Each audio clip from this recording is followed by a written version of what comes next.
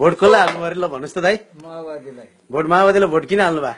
यी साम्यवादी भनेका पुँजीवादी काला कांग्रेस भन्दा पनि कुख्यात रहेछ है। अहिले बाबुराम भट्टराईले माओवादीको प्रतिनिधित्व गर्दैन? गर्दैन, कुनैले पनि गर्दैन। अनि भोट के विश्वासले हाल्नुभयो त ल भन्नुहोस्? नेपालमा कम्युनिस्टै छैन। कम्युनिस्टै छैनन्? यी माओवादी प्रचण्ड भन्ने कम्युनिस्ट होइनन्? होइनन्, यी पनि कम्युनिस्ट होइनन्। एमाले झाँक्री कांग्रेस हो। माओवादीहरू पनि कम्युनिस्ट होइनन्, यी पुँजीवादी काला कांग्रेस। अब भनेपछि वैद्यसम्म कि माओवादी हो? होइन, छैन। छैनन्? छैन, नेपालमा कम्युनिस्टै छैन। ए अब भनेपछि अर्को पटक चुनावमा कसलाई भोट हाल्ने त? अब जसलाई हाले पनि भयो, आफ्नो खुसी भयो। हजुर, रुखैमा बजाउने। रुखैमा बजाउने। ए ल ल, भनेपछि बाबुराम भट्टराईले जनताको इच्छा अनुसार काम गरेन? गर्दैन। के कुरा राम्रो गरेन दाइ? यो पुँजीवादी व्यवस्था जस्तो भयो है। भारतसित झुक्ने, अमेरिकासित झुक्ने। हजुर, त्यहाँबाट तिनीलाई गाली गर्ने, तिनीहरूकै बुझ्ने छोड्ने। यिनीहरूको नेतृत्व ठिक छैन। होइन, यी त हामी जनताका प्रतिनिधि, जनता भनेको हाम्रै हो। वैद्य पनि पहिल्यै त्यही भन्थ्यो, अहिले त ऊ झन झन खराब भएर अब नेपालमा कम्युनिस्टै छैन। अब राष्ट्रिय जनमोर्चा मसालको मन विक्रम गुटले के भन्छ भने लु माओवादीले सुस्ता खा भन्छ, उसलाई दिने भने यो नेपालै दिन्छ। नेपाल गिरिजाबाबुले विश्वेश्वर कोइरालाले खाएका भन्थे, अहिले त माओवादीले पनि खाए। सबै चाहिने यो राष्ट्रियता छैन। हिजोका पञ्चायती व्यवस्था महेन्द्र राजा ठिक थिए, राष्ट्रियता छँदै छैन।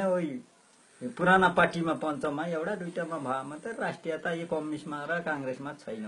अब यो बाबुराम सरकार राम्रो कि ज्ञानेन्द्र सरकार राम्रो त ल भनिदिनुहोस्? मैले त ज्ञानेन्द्र जस्तो राम्रो लाग्यो। किन भन्दा उमा केही राष्ट्रियता, यसो जनतामा केही भावना त छ।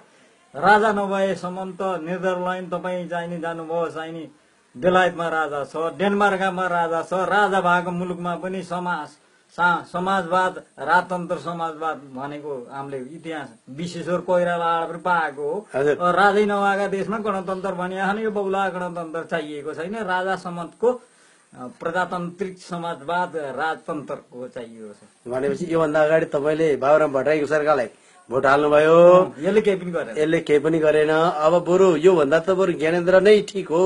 ज्ञानेन्द्रले पनि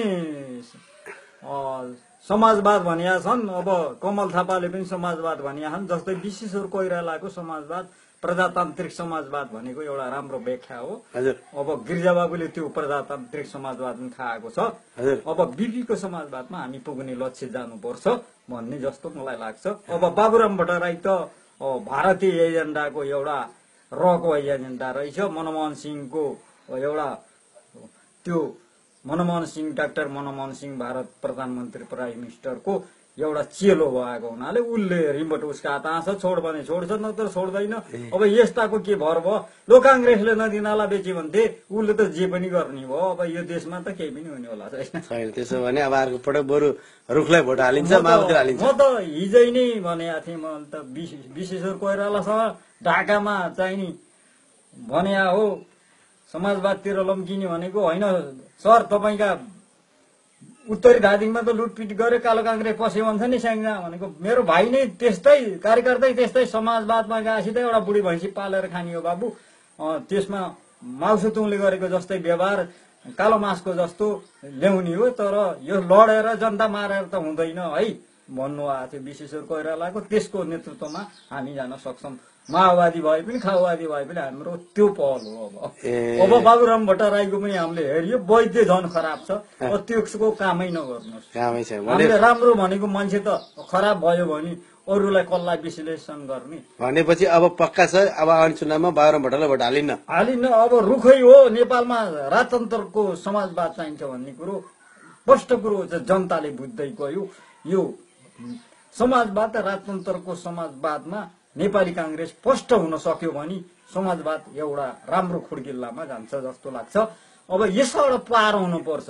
अब साम्यवादको कुरो गर्ने हो भने त यो कम्युनिस्टहरू त धराशायी भए। जनतालाई ढाड्दै बहुदलीय जनवाद, जनवाद कोही चाहिने रूपन्तन चाहिने के भन्छन् नयाँवादी जनवादी भन्छन्, एक थरी भन्छन् चाहिने लो क्रान्तिकारी जनवाद, क्रान्तिकारी। अर्को भन्छ सीपी मैनाली के भन्छ भने परिवारी नौलो जनवाद भन्छ। 3 थरी 4 थरी जनवाद हुन्छ त एउटै मार्क्सवादको ठेलीमा त नयाँ जनवादी क्रान्ति आएर साम्यवाद आउँछ भनेर लेखिया छ। अब त्यो छोडिदिएर अन्तै लाएपछि भोटैतिर गएपछि त नेपाली कांग्रेस नै ठिक भयो नि, राप्रपै ठिक भयो। अब हामीले त के भन्नु पर्यो, एउटा विपक्षी त हुन्छ कन्जरबाई, अब सोसियलिटी कन्जरबाई भन्छ एउटालाई चाहिँ नि सोसियलिटी डेमोक्रेटिक भन्छ। डेमोक्रेट त दुई थरीको हुन्छ, एउटा सोसियलिटी, एउटा सोसियलिस्ट सोसियलिटी डेमोक्रेसी एउटा कन्जरबाइट भन्छ चाहिँ नि। हजुर। नर्सन मण्डेलाको कन्जरबाइट चल्छ भने अमेरिकामा त दुई किसिमको डेमोक्रेट छ। अब डेमोक्रेटमा टेक्ने, अब डेमोक्रेट नै नमान्ने भने त के को राजतन्त्रलाई पनि डेमोक्रेट नै चाहिन्छ। बेलायतमा त्यही देखिया छ। ल भाइ, तपाईँको शुभ नाम चाहिँ के हो दाइ? मेरो नाम नरेश्वर पाण्डे। यो विश्वमै फैलाइदिनुहोस्। अमेरिकाहरूसित पनि यो मान्छेले यस्तो भनेको थियो, यो मान्छे त संसारभरिको टप मान्छे हो भन्ने कुरो मेरो व्याख्या पनि हुन सक्नुपर्छ। यो त समाजवाद विश्वमै हुन सक्छ। ल दाइ है त, धन्यवाद।